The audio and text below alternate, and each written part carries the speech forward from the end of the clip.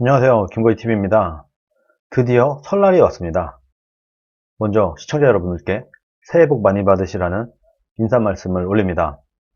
오늘은 설날에 이제 가족들이 많이 모일 거 아니겠습니까? 친지들이 모였을 때 우리가 밥상머리 교육을 해야 되는데 어떻게 밥상머리 교육을 해야 되는가? 이것에 대해서 여러분들께 말씀을 드려보려고 합니다. 김거희는 일반적으로 가족들을 만났을 때, 친구들을 만났을 때, 직장에서 어떻게 좌경화된 우리 국민들을 깨워내는가, 친지가 될 수도 있고 친구가 될 수도 있고 이런 사람들을 만났을 때 어떻게 이 사람을, 문재인과 민주당을 지지하는 이 사람을 다시 자유한국당 지지 쪽으로 바꿔내는가, 이것에 대해서 제 경험을 토대로 설명을 드려보려고 하는 거예요.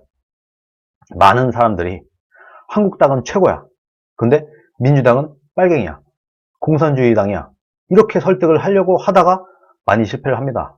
이렇게는 설득이 안 돼요. 그냥 빠가 될 뿐입니다. 더 이상 진전이 안 되고, 이 사람 좀 이상해, 친한 친구라고 하더라도 야, 너 좀 너무 갔어, 이런 식으로 주게 되더라고요.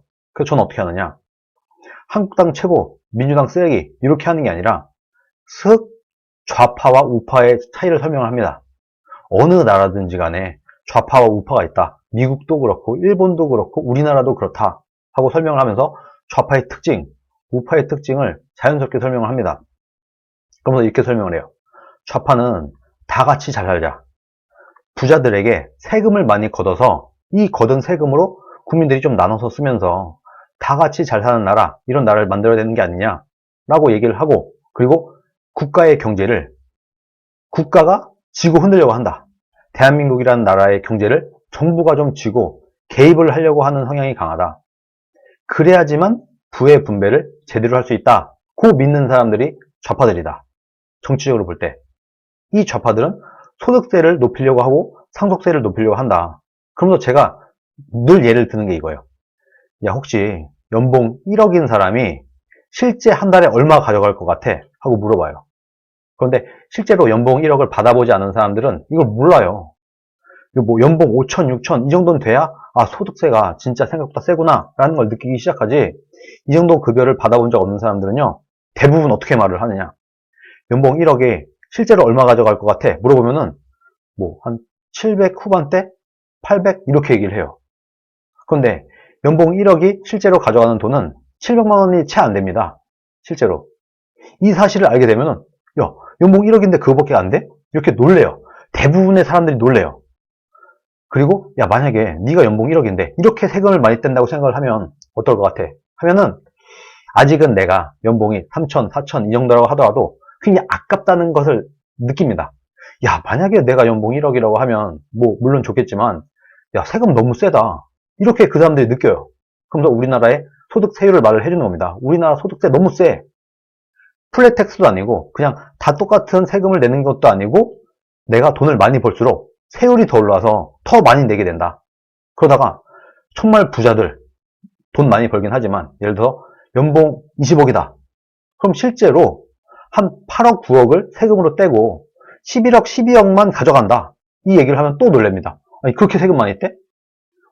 국가와 내가 동업했나?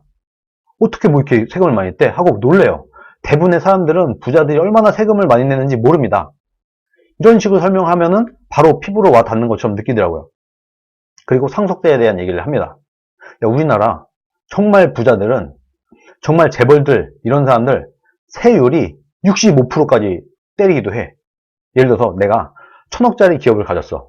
이 1000억짜리 기업을 내 자식에게 물려주려면 650억의 세금을 내야 돼. 이게 말이 되냐? 내가 내 자식에게 기업을 물려주려면, 열심히 기업을 키워서 물려주려면 이 기업을 팔아치운 다음에 기업을 물려줄 방법이 없어. 그냥 내가 내 자식에게 기업을 물려주려면 국가에다가 이 기업을 상납하는 거다. 우리나라 법이 그렇다. 그러다 보니까 아무도 이 법을 안 지킨다. 너무 상속세율이 높아서. 그러다 보니까 재벌들, 부자들, 이런 사람들이 다 탈세하고 뭐하고 해서 범법을 저지르는 거다. 만약에 네가 100억이 있어. 그런데 이 100억을 네 자식에게 물려주려면 50억을 세금으로 때려. 그럼 너 같으면 탈세를 하겠냐, 아니면 50억을 세금으로 내겠냐 물어보면은 거의 100이면 100 다 탈세를 한다고 얘기를 합니다. 그렇게 이 상속세에 대한 불합리성, 소득세가 너무 높다는 것을 인식을 시켜줘요. 그리고 이렇게 하면 당연히 탈세를 하게 된다. 이런 식으로 알려줍니다. 그 다음에 우파에 대한 얘기를 해요. 자, 좌파는 이렇고, 우파들은 각자 능력에 맞게 가져가는 것이 정의라고 보는 사람들이야. 인센티브를 강조를 해. 만약에 세금을 많이 떼서 다 나눠 갖자 하면은 우리도 알다시피 공산주의가 그런 거잖아. 다 같이 잘 살자라고 하면서 세금을 무지막지하게 때려. 그러다가 세금이 어느 정도 이상이 되게 되면은 그게 바로 공산주의야. 세금을 예를 들어 100% 때린다. 그게 공산주의야. 세금이 적을수록 시장경제에 가까운 정책으로 가는 것이고, 세금이 높을수록 공산주의에 가깝게 가는 건데, 공산주의는 세금을 100% 때리는 거랑 똑같은 거야. 그러면은 세율이 올라갈수록 공산주의에 가까워지는 것이고, 세율이 낮아질수록 시장경제에 가까워지는 것이야. 이런 식으로 설명을 합니다. 그러면 공산주의에 가까운 정책을 피는 사람들은 좌파, 시장경제에 가까운 정책을 피는 사람들은 우파야. 그러면 우리나라가 공산주의에 가까운 정책으로 갔으면 좋겠어? 시장경제에 가까운 정책으로 갔으면 좋겠어? 이런 식으로 설명을 합니다. 그러면 이제 감이 오기 시작해요. 아, 그런 거였구나. 아, 좌파가 뭐고 우파가 뭔지 이제 알겠어. 라고 감을 잡더라고요. 이렇게 설명을 합니다. 그리고 국가는 최소한의 복지를 해야 되면 납득할 만한 부자들이 내가 낼 만한 그런 세율을 때려야 된다. 안 그러면 다 탈세로 간다. 아까 말했다시피 상속세, 소득세 너무 높으면 다 탈세로 간다. 이렇게 설명을 합니다. 그러면 맞네. 만약에 소득세를 100% 때리면 아무도 일을 안 하겠네. 당연한 거 아니겠습니까? 소득세가 높으면 높을수록 세율이 높아질수록 더 많은 세금이 거치는 게 아니다. 그러면 세율이 100%가 되면 국민 아무도 일 안 해. 공산주의가 되는 것이므로. 그래서 적정한 세금.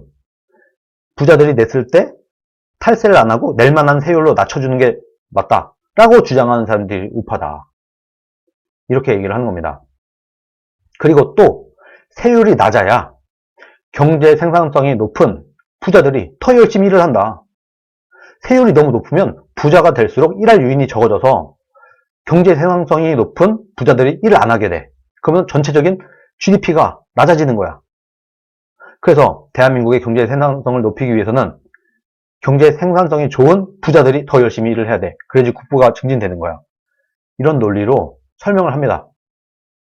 그러면서 자연스럽게 공산주의에 가까운 정책을 피는 사람들이 좌파, 시장경제에 가까운 정책을 피는 사람들이 우파, 이렇게 설명을 하는 겁니다. 그러면서 이제 이쯤에서 당 얘기가 나오는 겁니다. 여기까지는 민주당이니 한국당이니 이런 당 얘기를 하지도 않아요. 이렇게 좌파 우파에 대한 설명만 해요. 그 다음에 이제 당의 이름이 나올 때가 됐습니다. 자, 이 중에 좌에 가까운 사람들이 민주당, 그나마 우에 가까운 사람들이 한국당이야. 나는 그래서 이런 것 때문에, 이런 논리 때문에 한국당을 그냥 지지하는 거야 라고 얘기를 이때부터 하는 겁니다. 처음부터 야, 한국당이 더 나아, 민주당은 쓰레기야, 이렇게 하면 말이 안 먹혀요. 이렇게 설명을 해놓고 난 다음에 한국당과 민주당이 어떤 당인지를 설명을 하는 겁니다. 그러면서 이런 얘기를 합니다. 한국당은 부자당이라는 프레임이 있는데 이건 일정 부분 사실이다. 그러나 우리가 여기서 또 하나 짚고 넘어가야 될 게 있다. 바로 부자가 많을수록, 국민이 잘 살게 될수록 한국당이 유리해지고, 국민들이 가난해질수록 나라에 기대어 사는 국민이 많아질수록 민주당이 유리하다. 이게 무슨 얘기냐? 자유한국당이 부자당이야? 부자를 위한 당이야?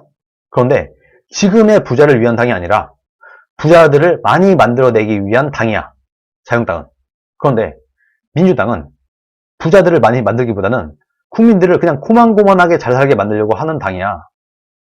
그러다 보니까 결과적으로 한국당이 계속해서 집권을 하고 힘을 가지기 위해서는 부자를 많이 만들어내야 돼. 부자를 많이 만들어내고 국민들을 잘 살게 하고, 국민들이 나라에 기대지 않는 국민들이 많아지게 되면은 자유한국당의 지지율이 올라가. 자유한국당이 계속해서 힘을 가질 수 있어. 반대로 국민들이 가난해질수록, 나라에 기대어 사는 국민들이 많아질수록 정치권에서 유리해지는 것은 민주당이야.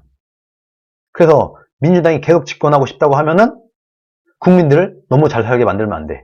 그럼 한국당이 유리해지므로 민주당은 국민들을 적당히만 잘 살게 해야 돼. 그러면 우리가 이 나라를 위해서 선거를 한다고 볼 때 어느 쪽에 힘을 실어줘야 되는가? 그래도 자유한국당은 부자들을 많이 만들고 국민들을 잘 살게 만들어야 자신의 지지세가 올라가는 당이고, 민주당은 가난한 사람, 국가에 기대어 먹고 사는 사람, 이런 사람이 늘수록 본인들의 지지세가 올라가는 당이야. 그러면 우리의 선택은 너무나 자명해. 그래도 자유한국당이 지지세가 높아져야 우리나라가 길게 볼 때 더 잘 살게 되는 거야. 이렇게 얘기를 하는 겁니다. 근데 여기서 좀 문제가 있어요. 자유한국당과 민주당의 정책이 그렇게까지 차이가 나지 않는다는 거예요. 자유한국당도 상당히 작용화가 됐기 때문에 정책을 딱 봤을 때 민주당과 자유한국당의 정책이 명확히 갈라져 있지 않다. 그래서 이런 국민들을 더 명확하게 설득하기 위해서는 자유한국당이 확고한 우파, 자유민주주의 시장경제를 확실하게 해야지 정책으로 볼 때도 확연하게 차이가 나는데, 아직까지 자유한국당은 그런 모습을 보이지 못하고 있습니다.